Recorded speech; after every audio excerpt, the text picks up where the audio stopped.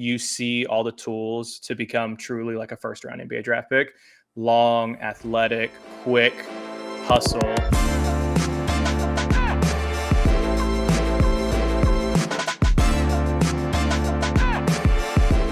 Starting 502 podcast coming to you live and in person. Actually, no, neither of those things. We're recording on October 16th, 2024. Presley Meyer, Jake Hook, Roman Kelly in the Kern's Quarter studio. Brought to you as always by Mr. and Mrs. Bourbon. Guys, how we doing? Doing great. Better without food poisoning. So I feel on top of the world. I've never had more life in me. Yeah, it's the best way to lose 10 pounds is what I'm told. Just eat like some old Moby Dick or something. I don't need Ozempic. I just eat old shrimp in South Carolina and you'll lose 15 pounds. Jeez. There we go. Roman Kelly looking svelte as always. Looking good. Guys, we have so much. We got a lot to talk about. Like, you know, I'd love to shoot the shit, but like, it's basketball season. Like, it's time to go. I mean, I don't even know. Days away. I don't even know what we want to hop into first. We want to hop into Rick Pitino, being, you know, like a diehard UK fan as the coach of St. John's. We want to hop into recruiting. We want to hop into, you know, player breakdowns. Like, there's so much that we could get into. We got ACC Media Day. We got the preseason polls coming out. We got quotes from players. We got quotes from coaches. Like, there is an unlimited amount of stuff that we could cover. We could probably talk for 3 straight hours, but we got you guys for about an hour tonight. I mean, the first thing I want to kind of dive into is, you know, ACC Media Day and the preseason polls. Is Louisville a top 25 team? I think that's a good place to start, right? So Louisville ranked, I think, came out to somewhere around like 47th in the preseason AP top 25. College basketball is like this, right? Like, there's a lot of voters, and a lot of voters are voting for a lot of random teams. A lot to take away from this, in my opinion. Number one, 2 ACC teams. Got to be the first time ever that 2 ACC teams, or only 2 ACC teams, were in the preseason AP top 25.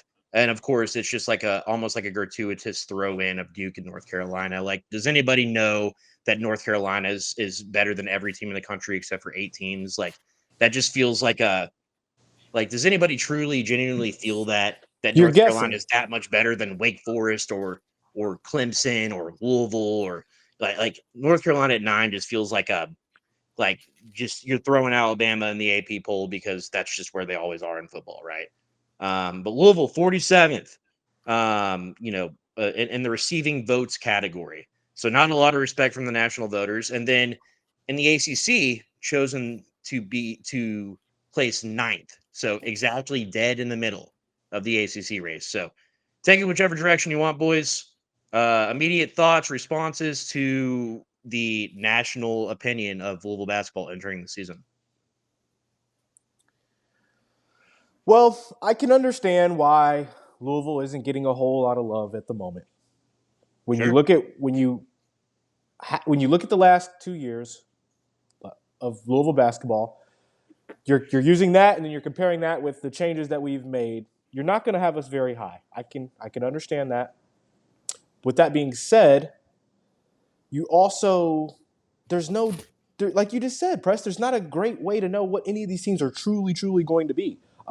You look at the players that are being brought back to some of these teams, and that's a factor, and then the transfer portal is a factor. But every single year, a majority of these teams are having whole new teams, whole new, you know, sets of guys they've got to work in and incorporate, right? And then with a team like Louisville, you've got 13 of those new guys all coming to a new conference, and the head coach also coming to this conference as a new head coach. So I'm not going to get mad at where people are viewing Louisville and how the computer systems and all of this are having us lower than you know, the Louisville fan is going to have us, especially after what we've seen thus far with Pat Kelsey and his roster building and the 2 exhibitions we were able to see down in the Bahamas. But there's no direct way to know accurately about any team. So I can't be mad. I can't be upset at it.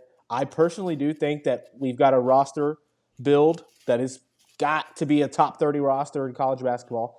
But you don't know until you see it, do you?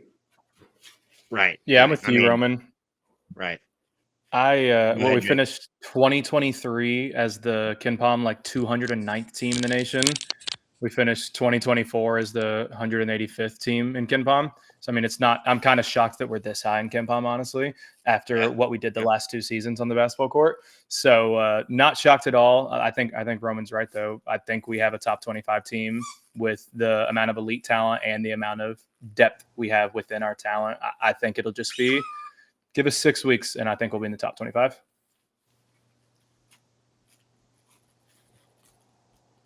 I'm right there. I'd say even – I want to say even less than that. There we go. All right, we're back. Yeah, you're muted. For whatever reason, I got muted and I couldn't unmute myself. Anyways, no, man, I couldn't agree more. I mean, look, you could look at Louisville as a team. In the first week, they played the number 12 team in the country in Tennessee. Mm-hmm. Where's Tennessee sitting KenPom? I'm the KenPom guy now. We finally subscribed. We finally caved to the KenPom. They are 13th. 13th. They are beautiful. 13th. So yep. 13th in KenPom. And they're sitting at 12th in the AP poll. Louisville will face the number 12 in the country 1 week into the season. And so, I mean, immediately right there, you have a golden opportunity to cement yourself as, being back. Like, you declare yourself as back if you win the first 2 games of the season, 100%. Like, I understand it's a home game early in the season, but that's a game Louisville loses by 30 or 40 in the Kenny Payne era, right?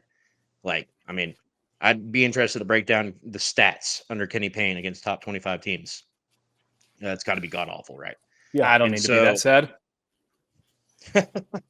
we could just for comparison's sake. I know people don't like bringing up Kenny Payne, but look, Louisville hasn't played a fucking game yet, guys. Like, they haven't played a single basketball game under Pat Kelsey. We can still talk about Kenny Payne and use the context of the Kenny Payne era to compare and contrast of, what a modern college basketball, modern version of Louisville in college basketball should look like. I mean, that's just the reality of the situation, right?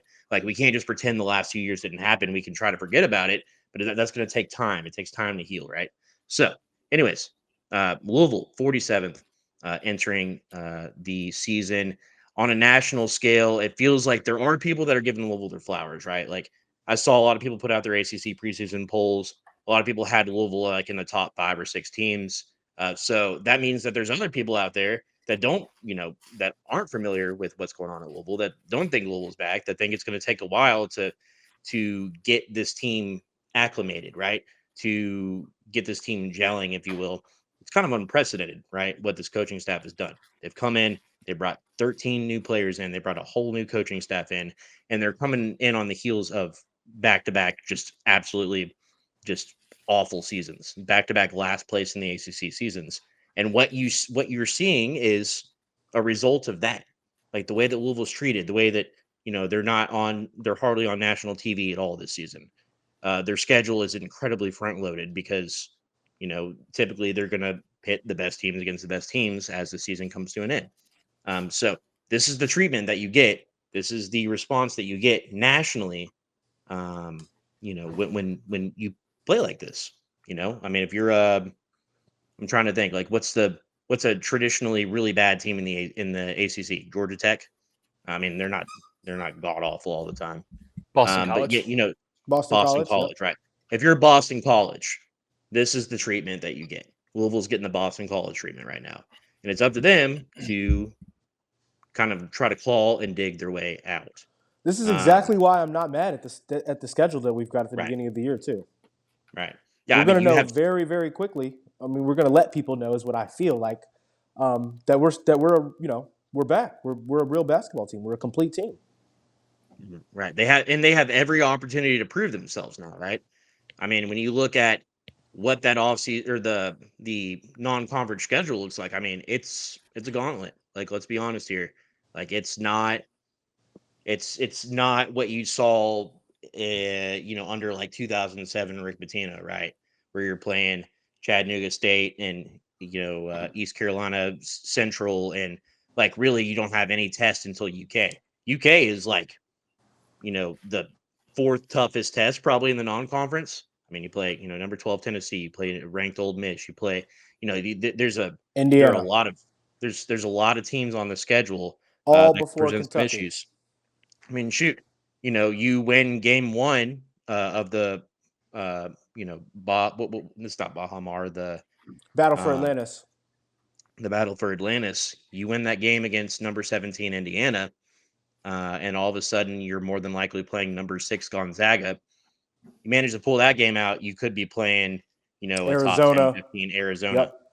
I mean, that's that is going to be a true test, and whoever they play in the Bahamas, it should be a solid test. So, yeah, they like we said previously, if they come out of that Bahamas tournament 6-1, 5-2, something like that, I mean, you're looking at a team that can really contend in the ACC, in my opinion.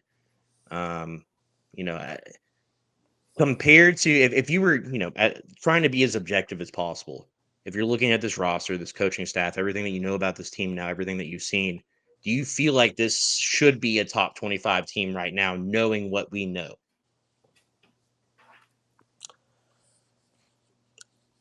It's tough. It's tough for me because I know how strongly people look into roster retention, what you did the year before. And with just those two things right there, you can't logically understand what Louisville really is right now when you don't have a single returning player that's not a walk-on, and a new coach who's going to be in a whole new system. You can look at the transfer portal grade that we got. We had one of the top transfer portal classes in the nation. Yeah. I don't understand how you drop so far. If we've got 13 transfers and that's all we've got, and we have one of the top transfer portals in the nation, it's a little weird to be that low in the rankings. But Louisville's one of those teams this year that they're gonna have to show it before anybody changes their mind. So I'm gonna believe that they're going to show them and wait for it to happen. Jake?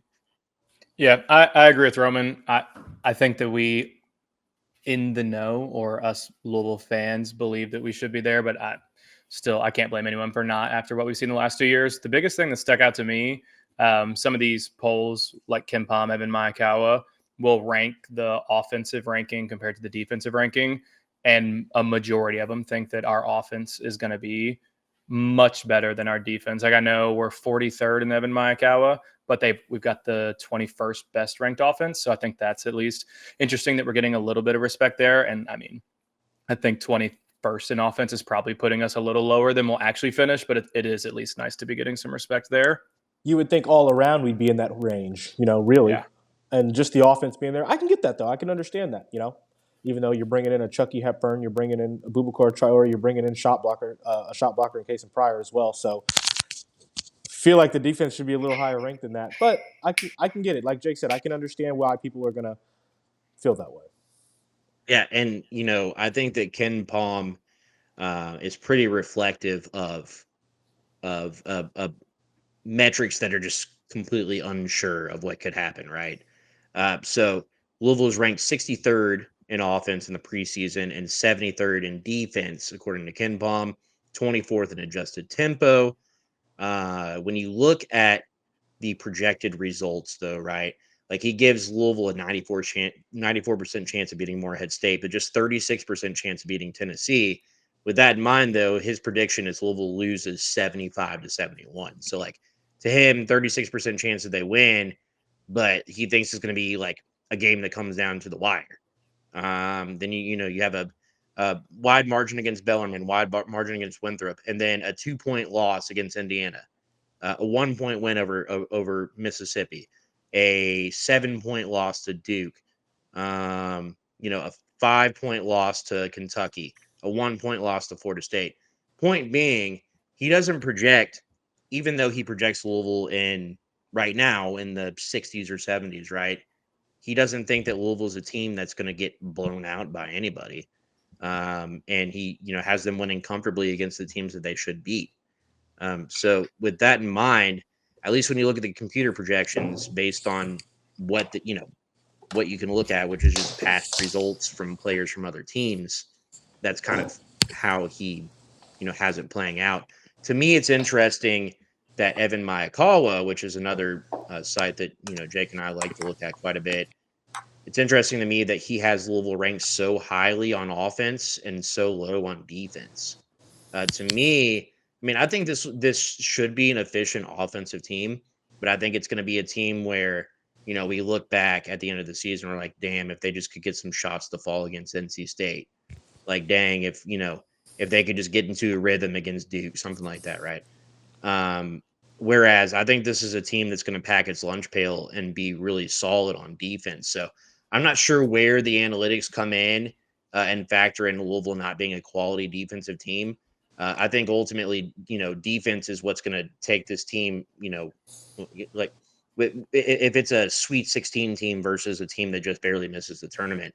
I think defense is the difference there. So it's interesting to me seeing that you have a Chucky Hepburn, that you have a Boubacar Traore. A lot of these guys are supposed to be really, really quality defenders. I mean, we've seen already a little bit of what they can bring to the table. So I mean, to me, you guys think that this team is that balanced, offenses versus defense, or do you think that it's going to be a bit of a struggle? I think it's definitely more balanced than those numbers would suggest, for sure. I think when you look at, I don't know the exact numbers, but I'd love to see the defensive win shares and plus minus for a Chucky Hepburn and a Boubacar Traore, and even KaSean Pryor, who I think was averaging Right. north of 1 steal and 1 block Right. last year down in Florida.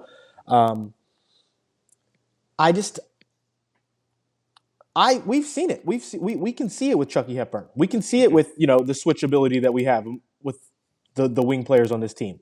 So I think it's definitely more balanced than those numbers would suggest. We know the kind of defenders we have on the team at the moment. I think there's obviously going to be some things that, just on a personal note, we know Pat Kelsey likes to attack the offensive glass. Transition defense could be kind of interesting. He said something about the transition defense in his presser yesterday. So I think there's definitely a higher balance. I just don't know what numbers I would have to go look to technically support that. But I'm sure you can go find some defensive win share numbers just with the handful of players we have on the roster from last year, with what they did last year. And I would like to really, try to figure out how that's being broken down, because where would the defensive lacking come from in our roster? Where are you looking at this roster and saying this is going to be a below average defensive team? Right. Yeah. Right. The only thing I can think is the College of Charleston was 180th in defensive efficiency last year. So maybe it's just more of we know what Pat Kelsey teams do. So this is what we're reflecting on, since we don't know how these players will play together defensively. That's the only thing that I can figure. Yeah. But I think they're wrong. Yeah. Yeah. I mean, maybe it's just me buying into the hype too much. Maybe it's going to be harder for this team to assimilate than we're giving them credit for. But I think that in order to accomplish something that's unprecedented for Louisville, it would be unprecedented for a team to completely start over from scratch, to not retain anyone save Aiden McCool, and turn a team from 12 wins over the last 2 seasons into a tournament team. That'd be pretty much unprecedented, right? But in order to do the unprecedented, you have to take unprecedented actions. And so for Louisville, I think that was, this team getting together as quickly as they did. So although they don't have experience together, in the postseason or anything like that, they did assemble this team very quickly, and the players were together very quickly. You got them on the court quickly too. You got them on the court quickly. They're in the Bahamas. They have extra practices. This isn't the days of old where the guys are showing up on campus for the first time in July or August. They've been together for a while now. They have a good understanding of the system. The coaching staff has been together for a long time, so they have a very good understanding of what they want to implement. Pat Kelsey has gone over at length the fact that he gives his coaching staff a lot of slack. He trusts them tremendously, to the point of that he has offensive and defensive coordinators like in football, and then they have offensive and defensive assistants. So there's a coach that's just a defensive coordinator, and he has a defensive assistant that works with him, and they work just on defense. Same with offense. There's an offense coordinator. There's an assistant working with them as well. So with all that in mind, in order to accomplish the unprecedented, you have to do unprecedented things, and I think that Louisville has. And we'll get into it in a second, but I think that's a huge reason why you're not seeing any commits on the horizon, right? Because they are locked in and focused on this season. Like they want to come out the gate strong. I think there's a strong understanding of you can build a tremendous amount of momentum just by coming out the gates hot. Even if you come out and, shit, you come out and win the scrimmage games and beat Morehead State handily and then lose to Tennessee, people are going to be like, all right, this is a team I can get behind. Like, regardless especially if you of, put up a good fight. You go put up a good fight against Tennessee early in the season like that, you're bringing a lot more fans back to Yum Center. right. And then immediately, I think if you keep a Tennessee game to like a 75 to 68 type of game and it's close the entire game type of thing, players are giving 100% effort. They look like they're with it. They're playing together, look like a veteran experienced squad. I think that's going to turn a lot of heads, right? And then obviously you go to Atlantis, you're playing Thanksgiving weekend. You got a lot of eyes on you. I know there's football, there's NBA, there's other stuff going on, but there will be a lot of eyes on you with people being off for Thanksgiving weekend. And then, you have opportunities to play potentially 3 top 25 teams there on national TV. And then, you have an opportunity against Ole Miss. You have an opportunity against Kentucky. You have opportunity against Duke, and that's all before Christmas. So, you could look at the first 6 weeks of this season as being, program defining. And as Pat Kelsey has said over and over, and he said again yesterday in his press conference, the most important game in program history to Pat Kelsey is Young The Harris. next game. Yeah, the next game. Right. Like he said, they're going to prepare for Young Harris. And I'm sure this is hyperbole, but he says that they'll prepare for Young Harris more than they prepare for Duke. But I think the point that he's trying to get to is there's no stone that goes unturned. Like they were prepping in those games in the Bahamas like it was the Final Four. There's no stone that goes unturned. There's no, there's nothing that they take for granted. And I think that's such a refreshing attitude to have. And if you can get the players to truly believe that and to put forth that effort, I'm bought in the thinking of, Louisville could be back and they could be back right away. Now, could this be a season where they miss the NCAA tournament and it's heartbreaking and all that stuff? Absolutely. And I think Louisville fans are kind of equipped to deal with that at this point. But there's just gut feeling, right? Like when Kenny Payne came in, I feel like there was a gut feeling. People were like, okay, we'll get behind this. We'll support this. But at the end of the day, there's a gut feeling that this just isn't going to work out. And for me, I think it's the exact opposite with Pat Kelsey. It's just a gut feeling that they already have something really significant up their sleeves. Jake, Roman, anything? Sorry, you were muted for a second there. Yeah, I think you hit it. I think you're right. You're spot on. With that level of opponents that early in the season, you have the chance to see all of the things you've done since June work out. And all the things you've tried to teach these guys, you get to test it early. You get to see if it works. You get to see what doesn't. And you have the chance to really build the momentum, like you just said, like you just mentioned. There's a real chance to gain a lot of momentum early here. And I think they've done absolutely everything that they need to do to make that happen for what they can do so far. Yeah, I think, like you said, if the wins come as we expect them to, everything will right itself. We will be in the top 25 of rankings. We will get the recruits that we are potentially in on, and everything will be right in the world. So I'm not worried about it. I'm really excited. As we're moving forward, I kind of mentioned recruiting, but I want to dive into that a little bit. I think there are some people that are genuinely concerned. And when you look across, the recruiting landscape in the 2025 class, Louisville is the only team without a commitment in the 2025 class. Boston College has 3. Cal has 1. Clemson 3. Duke 2. Florida State 2. Georgia Tech 2. Miami 2. North Carolina 1. North Carolina State 2. Notre Dame 4. Pitt 1. SMU 2, Stanford 1, Syracuse 2, Virginia 1, Virginia Tech 2, and Wake Forest 1. All right, so that's what we're looking at in the 2025 college basketball recruiting class. 99% of teams have a commit at this point. Louisville does not. Now, I will say this is a slow-moving class. it's a class where guys are kind of waiting to commit. I don't know if that's an indicator of a relative lack of strength in this class. I'm not really sure. But at this point, I mean, what's your, on a scale of 1 to 10, what's your level of concern and why? I'll go here first. If 10 is I'm the utmost concerned that I can be, and 1 is I'm not concerned at all, or 0 is I'm not concerned at all, I'm at like a 4, 4.5. I think we are not discussing enough about the understanding that Pat Kelsey and the coaching staff has on the types of players that they're looking for and that they're after. And we just saw them do great work, pretty quickly as soon as they started emphasizing it with this transfer portal. Now, I get transfer portal recruiting is not the same ballpark at all as high school recruiting, but Pat Kelsey and his crew, they have an understanding about the types of players that they want in their system. So I'm confident that, we get about another month in or so, and the season gets right around our corner. And even once we get some games played, I think we'll start seeing the recruits kind of just start piling in.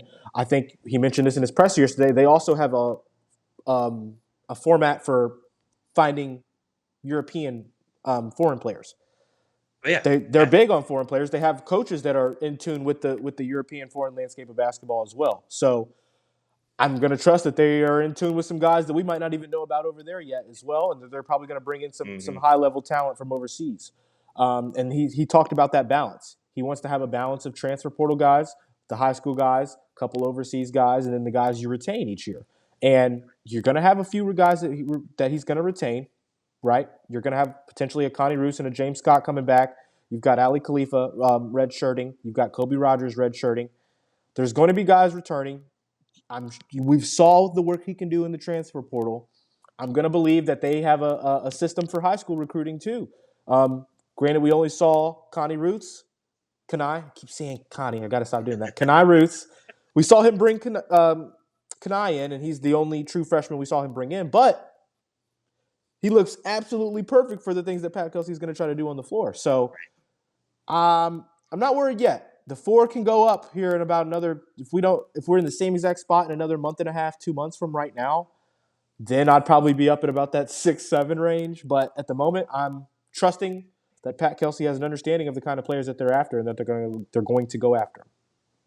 Yeah, I was going to say I'm with you there. I'm like at a 3 out of 10. I think there's still 30 or more players in the 24/7 top 100 that are uncommitted right now. So it's not like we're vying for like 4 dudes that have potential like year 1 impact with them. So I'm not super concerned. Like you said, we saw it in the transfer portal. We have the NIL money. We have a coaching staff that can get the players that they want pretty quickly. I think it's a matter of just seeing us win a little bit will help obviously tremendously. And just the players being the right fit. So I'm not super concerned about it. And especially with that class of 2026 being so good as well, especially with like Terrence Stokes, Taylor Kinney, Jaden Johnson, 3 local guys that you should have a pretty great shot in. If we go heavy transfer portal class for 1 more year and then start to build through the freshman that next year, I'm not too concerned about that. I'm not mad at that. I'm not mad at that at all. You bring back your 4 or 5 guys from this year. You 3 or 4 or 5 guys in the transfer portal, and then you try to find another Kanai if you can, or 2. Yeah. I mean, because 2026 is going to be a much bigger year than 2025 for Louisville recruiting. At the moment, it's what it feels like. Yes, yeah, and I mean, I think the staff could look at what they have this year as well, like kind of like Jake indicated, and they could see a lot of players as guys that they're just trying to hold on to and build around, right? Like you get a few more of these guys in your system, and then you get the 2 players that are going to be redshirting back. All of a sudden, you're looking at like Jake said, you're adding 3-4 more guys in the transfer portal, 1 foreign guy, and next thing you know, you have a fully assembled roster. If you can land a top 25, top 30 prospect like the guys that they're going after, land 1 or 2 of those guys, all of a sudden you have a really impressive roster. Once again, with their system, you're going to have a lot of these younger guys getting minutes. We don't know how that's going to look, and I'm not sure the coaching staff knows how that's going to look yet, but if they're playing well, they're going to be rewarded with more minutes and more responsibility on this team. So No, I mean, I'm I've looking got a forward to hot what it take can look here. like. Yeah, let's hear it. I don't mind only bringing in 1 or 2 freshmen. Same. With the setup of the transfer portal and our basketball's NIL flexibility right now, I'd rather you bring in the guys that you know are going to buy into your system. They're not just going to be here for the NIL and the portal. You go find each kind of guy like that for what you need. You bring in, like you said, somebody overseas if you can, 1 or 2. And then you go find your 1 or 2 Kanai Roos who are, you can't play 4 freshmen. If you got 4 or 5 4-star, high 3-star, low 5-star, they're not all playing. They're not all ready to play. Either they're not, skilled enough yet, or their bodies usually aren't going to allow for them to be a significant piece for you yet. But you go get 1 or 2. You don't have to. There's less worry on losing these guys because they didn't get to play as much. You go find the guys that only have 1 or 2 years left in the eligibility of transfer portal for your, the set 3 or 4 guys that you have to replace. I don't mind the idea of only bringing like a couple freshmen in each year if you're also retaining 3 or 4 guys each year as well. Yeah, I mean, I'm putting my worry level right now like a 2.7, and the more Roman talks, the lower it's going. So, but yeah, we want to dive in a little bit more. But first, we want to talk about some of our friends at Mr. and Mrs. Bourbon. As always, I'm currently sipping on some Mr. and Mrs. Bourbon. As you might know, it's the official brand of Louisville legend Russ Smith. But what you might not know, that Mr. and Mrs. is becoming a national and global brand, shaking things up in the bourbon industry. Like basketball, bourbon has long been a passion for Russ. Dating back to his college days, he studied and learned under some of the more renowned master distillers in the area. Mr. and Mrs. is more than a passion project. It's the culmination of a decade of painstaking work, and now we're seeing the rewards on the other end for Russ. Mr. and Mrs. is for everyone, from a more traditional 90 proof with hints of candy corn and butterscotch to a cash strength that's as smoother than 2013 Russ going to the hole, and man, that is smooth. Mr. and Mrs. covers all taste and preferences with 6 different offerings and all kinds of partnerships that they're working on right now. Be among the first to try Mr. and Mrs. Bourbon, the official bourbon of the State of Louisville podcast and the State of Louisville Podcast Network and Starting 502 podcast on shelves anywhere you find your liquor or online at mrandmrsbourbon.com. We'll be right back to talk about 3 ballers that we were absolutely just fiending over. We can't wait to see him. On the other side, Mr. and Mrs. is for everyone, from a more traditional 90 proof to a cash strength that's smoother than 2013 Russ going to the hole. And boy, could we use that right now. Mr. and Mrs. Bourbon covers tastes, all different taste and preferences, 6 different bourbons that they're offering. Be among the first to try Mr. and Mrs. Bourbon, the official bourbon of the State of Louisville and the Starting 502 podcast on shelves anywhere you find your liquor, and now online at mrandmrsbourbon.com. there are some guys that we want to talk about, though. There's some guys we want to talk about. We picked 3 more. So last time we dove into 2. We want to do 3 because the season is rapidly approaching, and the 3 of us can't get together as often as we want to because we're adults with important things going on in our lives. But we picked 3 more guys this week that we want to talk about. And I think it's 3 guys that could be 3 of the best players on this roster. I don't know. That's what I love about this roster, right? Like, it's not like teams that Louisville's had in the past where it's like, okay, you can talk about like, this is clearly Montrezl Harrell in 2014 is clearly your best player, right? Like, or 2015, I'm sorry. Or if you're talking about, like Damian Lee is clearly your best player on that roster. Like, you can go down the list and think about that. You can't think about one player on this roster that you feel like is like the clear-cut best, even at a specific skill set. Like, it's very hard to say this is the best shooter on the team. This is the best rebounder on the team. This is the best defender on the team. That's a really good problem to have, and that's why we're trying to just break down and dive into each, a couple of players, each show. So the first player we want to dive into is James Scott, a guy that he's been a gold jersey recipient already this season. He's a guy that could potentially set the single season dunks record for Louisville before he leaves here. I know that might sound like a lofty goal. And that's a hot one. That's a hot one for sure. That But might be a hot take, but I think it's possible. if there's somebody that's going to set it, it could be James Scott. It's a guy that I definitely think could be in contention to break the single season field goal percentage record. I think that's absolutely in his wheelhouse. Guys, takes, thoughts on James Scott. Yeah, I'll go here first, Jake. James Scott, the value he brings by already knowing Pat Kelsey's system, I think, is huge. It's going to be one of the key factors in him getting a lot of playing time early. He knows all the types of things Pat Kelsey likes to do. He's probably going to be one of our more athletic lob threats as well.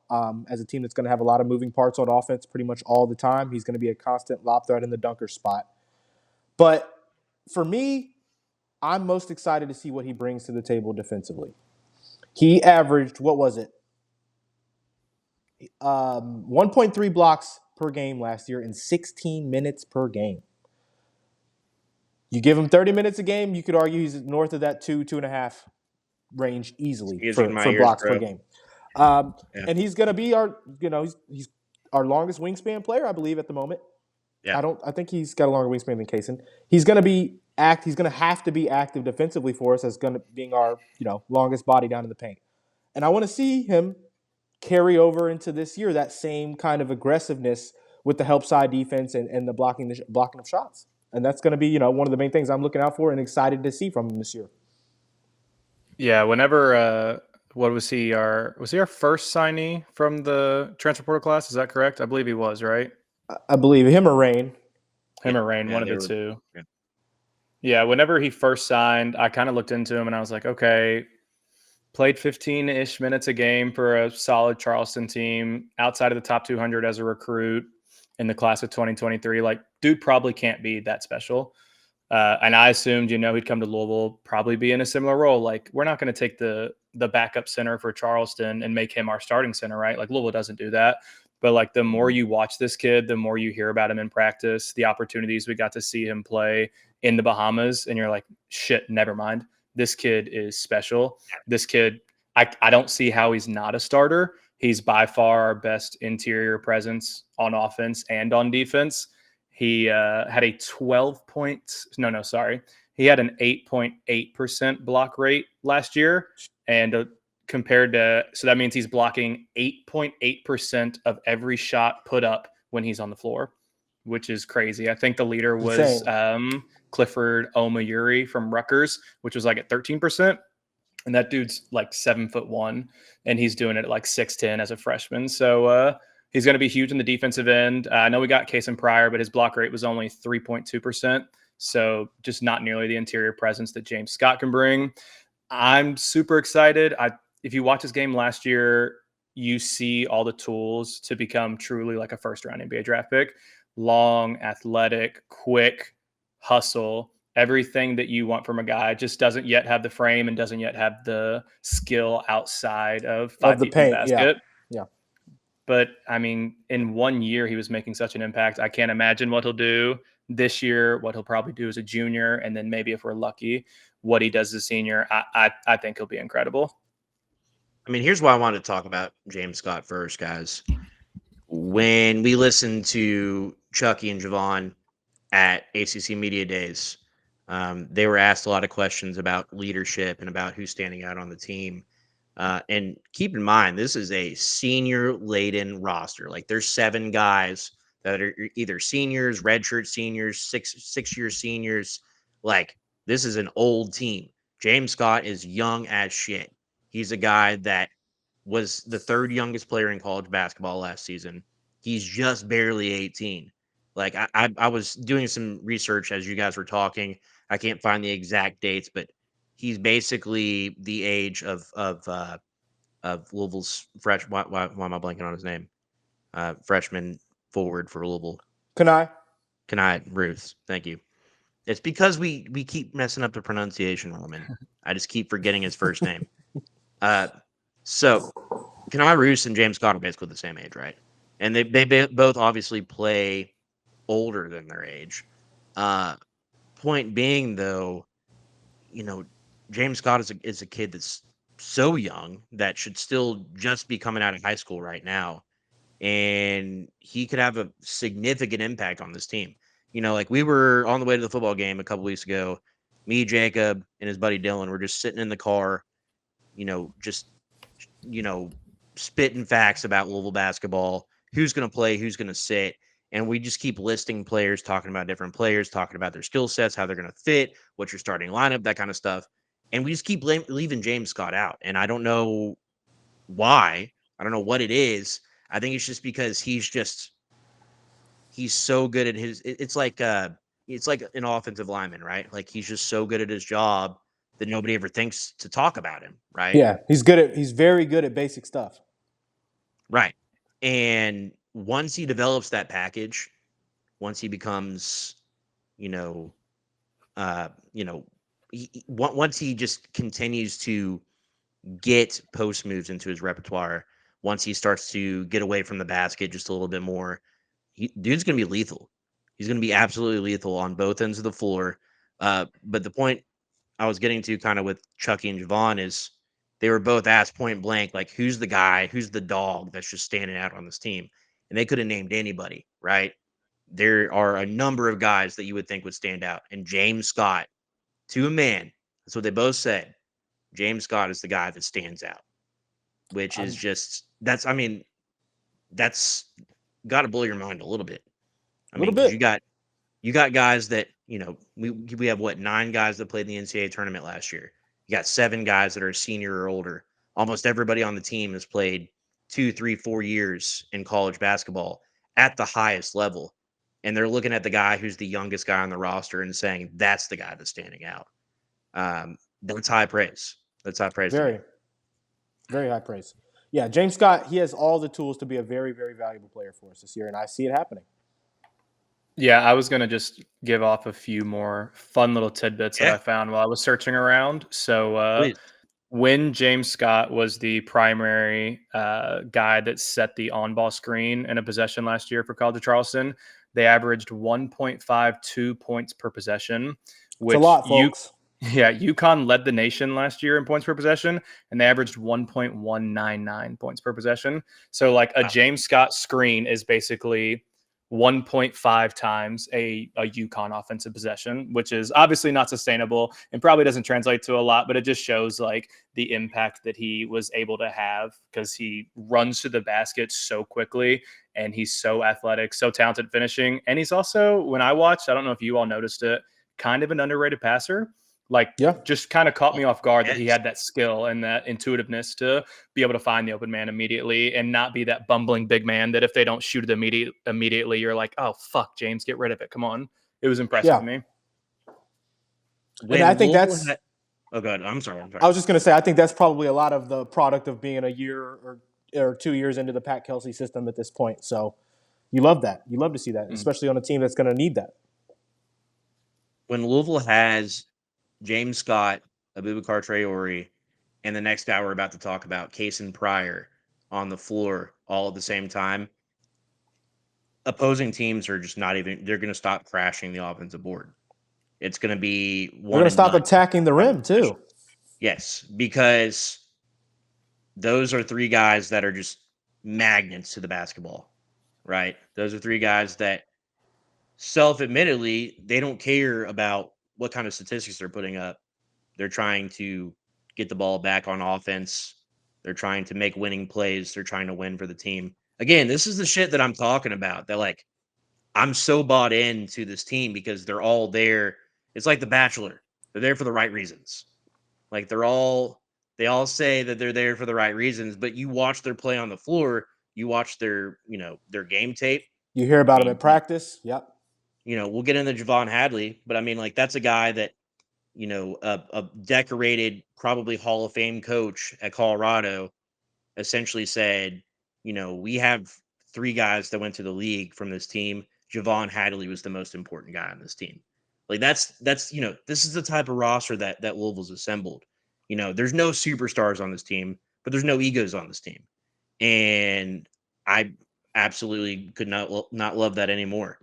KaSean Pryor, we just talked about, we just mentioned, unconventional route to Louisville, right?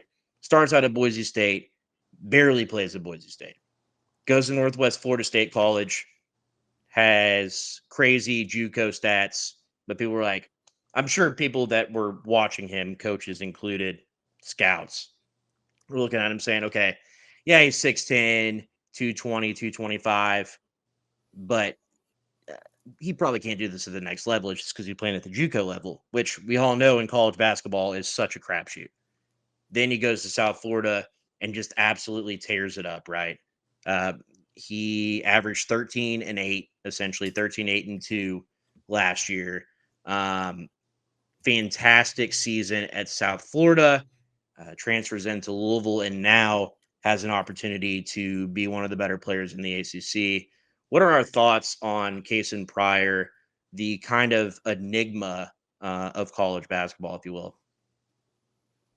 I was gonna say so happy. Like he's the perfect guy that's like glad he's on our team.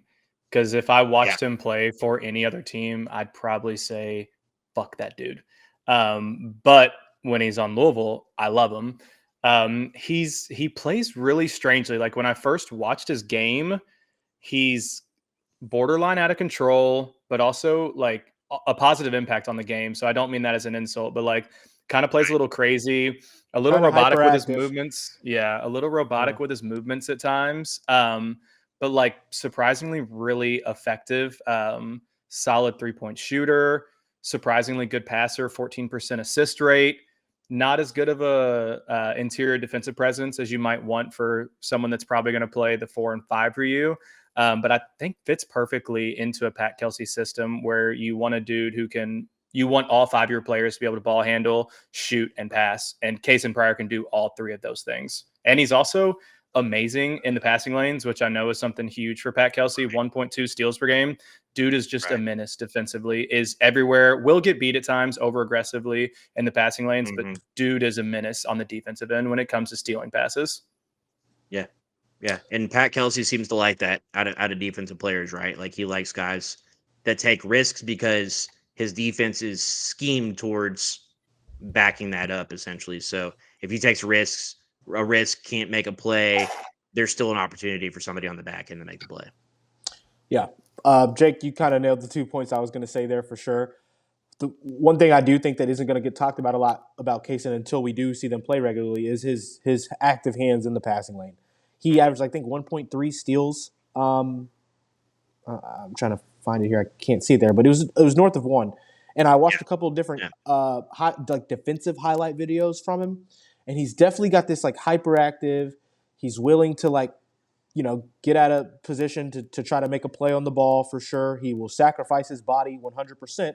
But on the flip side, he's not the biggest guy. You could kind of put that shoulder into him and move him a little bit. But if you're loose with the basketball, he will poke it out at the same time. So he's got one of those defensive kind of play styles that, a big man can kind of overpower him, but he's really savvy defensively with his hands on the ball. So it reminds me of like a Coleman Hawkins, Malik Williams type of defender where they know what their strengths are, right? Their strength is length, athleticism. And so if you're going up against a great Osibor or somebody like that, right, where they're going to get that ball really strong in the post, use their aggression and, use their size to their advantage. And he's going to get in there, give him just a little bit of space, and then poke the ball away. Or he's going to get in there and just pester him just enough to make that play. Yeah, there's just a lot of things that he's not bad at anything. Like Jake said, he kind of does have some roboticness in some of his movements when the ball is in his hands. So it's almost shocking how impactful he is. You see the jump shot; it's a set shot. It's not very fluid, but it goes in, and he follows through. So you can't really be upset with it at all. He had a game last year where he had 6 assists in a game. He had a game last year where he had 5 steals in a game. He had a 5 block game. 12 double-doubles last year. He's a very high motor, very active player. And from the big man position, that's exactly what Pat Kelsey wants. Yeah. I mean, they interviewed him after one of the games in the Bahamas over the summer and basically asked, what is it that you provide for this team? And he was like, whatever the other team gives me. And so for him in the Bahamas, coming out the gate, they were shading off of him at the top of the key. So he was like, fuck it. We ball and just taking threes. So I love that, I said coming into talking about KaSean Pryor that this is a team with no egos, but if there is a guy with an ego, it's got to be KaSean Pryor, right? Like, it's got to be the two podcast guys, Pryor and Waterman. Like, they bring a kind of chip on their shoulder, piss you off mentality. And I think that's fantastic. Like, I think about, future games against like Duke, Kentucky. I'm trying to think who else, like UNC, Indiana, Gonzaga. Dude's going to piss those teams off. Probably get a technical or two, right? Like, that's just kind of the type of players they are. But when I say that they play without an ego, that's what I mean is quotes like that, where they say, well, tonight the team needed 15 rebounds, so I got 15 rebounds. Like, tonight we needed deflections, so that's what I got. It's that like Dwayne Sutton type of attitude where whatever needs to be done, I'm going to do it. Yeah, and I want to do it. Right. Yeah. Even more so. Yeah. They want to make that happen. Yeah. The last I guy. hate to hold on. Yeah, I'm go sorry. ahead, Jake. Go ahead. Yeah. No, you're totally Don't fine. want to poo-poo on the KaSean Pryor party, but I think there are a couple things that concern me. I don't want people to listen to us and just be like, "Man, No, we got to be we'll just realistic." sign, No. 13 of the greatest players ever to play college basketball." Yeah. Is this Jordan and Pippen coming No, on? they were all in the transfer portal for a reason. Yeah. Right, exactly. So Pryor to me, turned the ball over almost 2 times a game, which is not something you ever want to see from your center. He did have the ball in his hands a lot more than a traditional center, like an Omar Ballo or something like that. He didn't have the ball that much, or as much on the perimeter at least. So turnovers are an issue for him. His thinness when he's going to have to play the 5 when James Scott is out, who's also not that large, could be an issue for teams with bigger post players. And then the shot selection is not always great from what I've seen. I think we saw in the Bahamas that he was knocking down those jump shots. And so you're like, hell yeah, KaSean Pryor, shoot every single 3 you take. He was only, I think, like a 35% three-point shooter, which for the 5 spot is amazing, but he's not a guaranteed knockdown Ryan McMahon, like shoot every time you're wide open. But I think that he plays like he is, which the confidence is necessary. And I know that Coach Kelsey wants them to shoot any open look. But those are just some things. Shot selection, frame, and turning the ball over are 3 things that I saw in a lot of his tape last year that concern me, that I hope are going to be improved on when it comes into this season.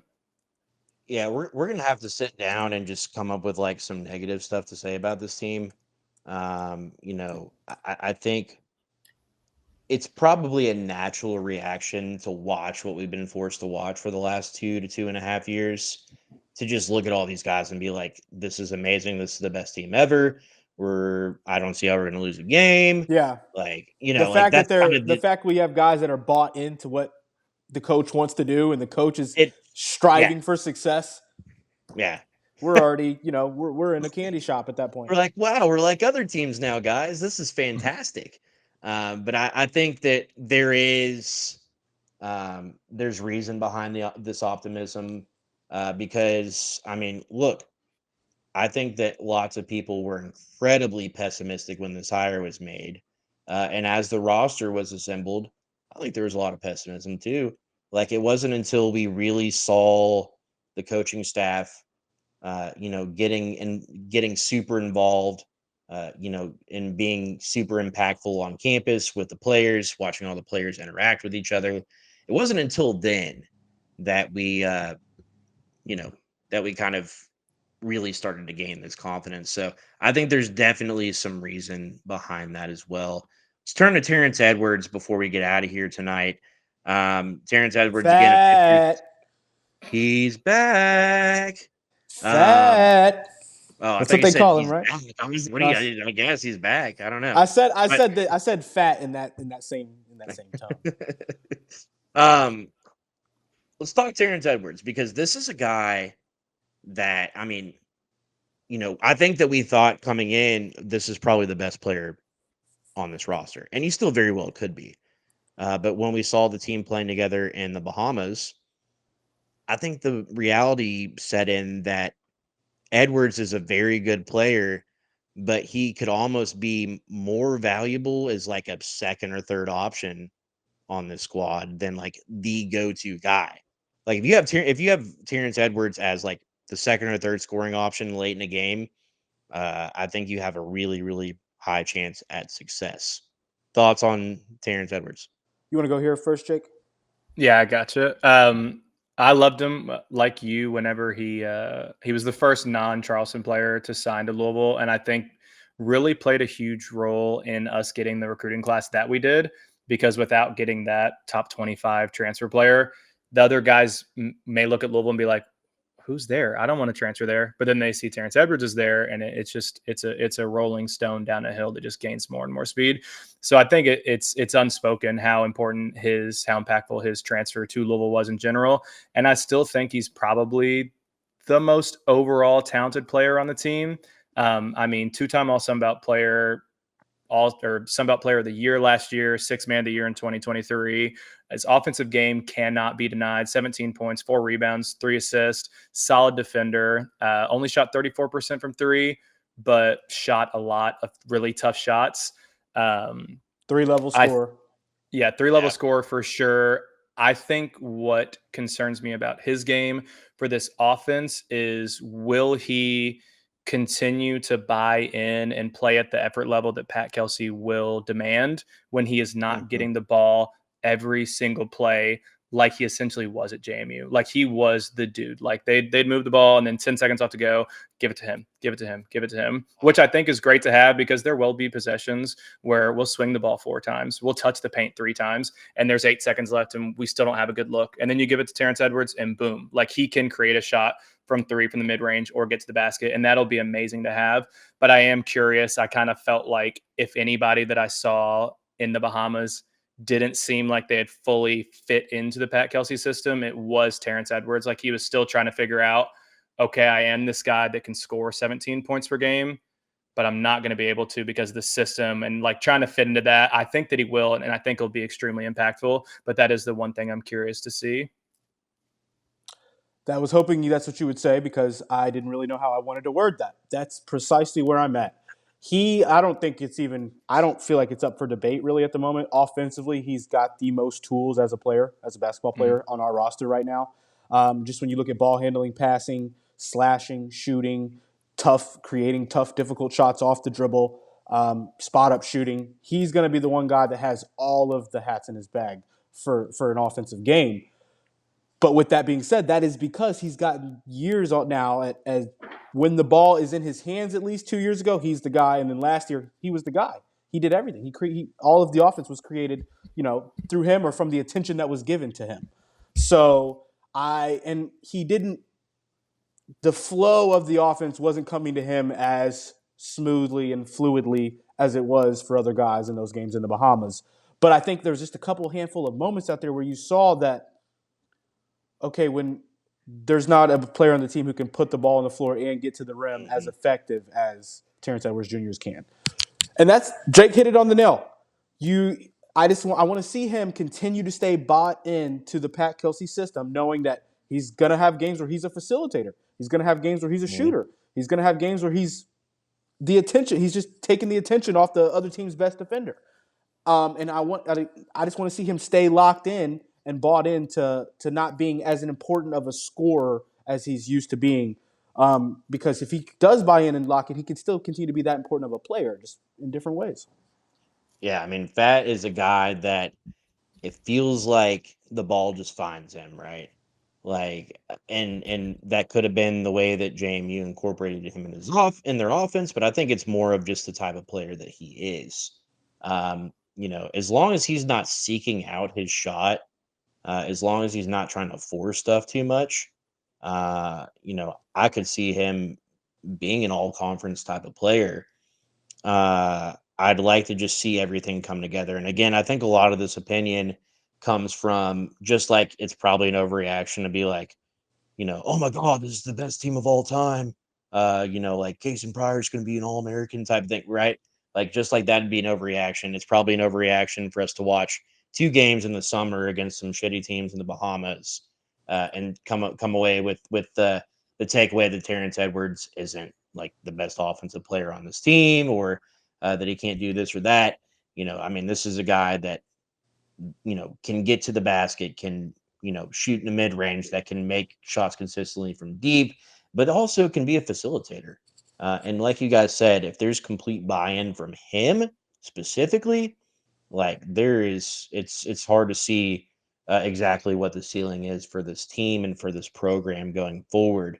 This is a team that could change everything for this program, and they have the opportunity to do so starting literally in 2 weeks. Really in days. Less than that if you talk about young Harris, because all the Yeah, you eyes are just going to be forgot on the him. most. You forgot the most important game of the season. Pat Kelsey just told us. You're skipping games, Press. The most important game's the next game. Most important game in program history. I'll tell you that right now. Most important game in program history. Before we get out of here, 2 very quick shout outs. Number 1 to Matt McGavick. Matt, you're my boy. I love you. And I know you're going through it right now. Keep your chin up, because all of us have to take one on the chin on social media at some point in time. No, I mean, guys, what a Shout out to Matt McGavick, man. Matt McGavick's always doing a great job at his Matt job. McGavick. Yeah, Leave him alone. He's a And grinder. plus- He probably works harder than you do. Yes. Cut him some slack. Yes. Matt only gets shit because he's good at his job and he tries really hard. And if those are the reasons that you get shit, then you're doing really well in life. I just thought that somebody should say that, because I just see him getting shit on constantly right now, and it's really not fair. Matt's an amazing dude. He was at my wedding. Love the guy. Couldn't think of any more great things to say about him. So Matt, we shit on you all the time, but nobody shits on our friend. We shit on our friend, okay? And the second thing, Louisville men's basketball players of past, we love you guys. And I'm not going to say fuck Rick Pitino, because he's done so much for this program. He's provided so many amazing moments in my life. But right now, Rick Pitino, I don't really like you. Because, Ricky, when I catch you, Ricky. Yes. Ricky, when I catch you, Ricky. Oh, Keep it going. Keep it going, Ricky, Romy. when I catch you, Ricky. It's unacceptable, Press. I know. It's not acceptable. He's the reason I fell in love with Louisville basketball. He's the reason I got it on the wall. He's the reason I'm doing this right now at the end of the day. Right.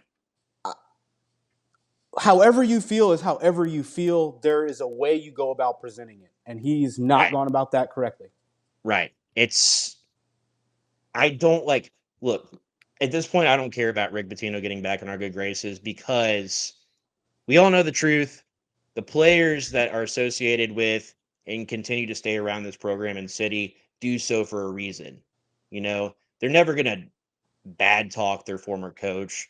They're never going to publicly come out and say a lot of that stuff.